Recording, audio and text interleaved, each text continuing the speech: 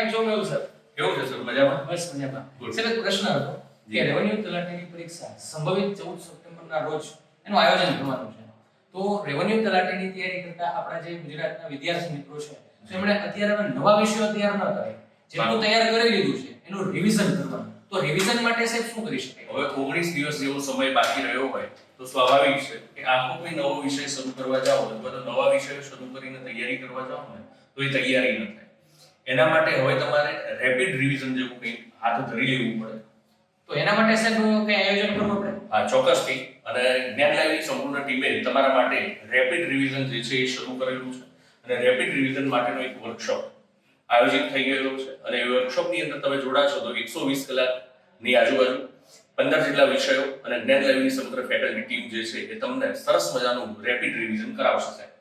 તો આપણે વિદ્યાર્થીઓને બતાવી દઈએ કે કઈ તો રીતે ચાલો બતાવીએ રેપિડ રિવિઝન આપણું TRR કઈ રીતે ચાલે છે. તો એ આ રેપિડ રિવિઝન અત્યારે લાઈવ છે.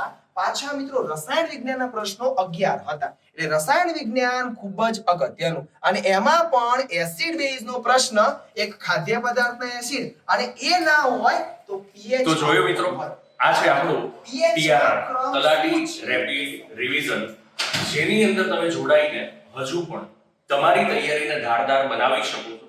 તો ફટાફટ હવે ઝડપથી ડાયલ કરો 84 696 77 555 અથવા 89 806 77 555. મળીએ રેપિડ રિવિઝનમાં. જય હિન્દ, જય ભારત.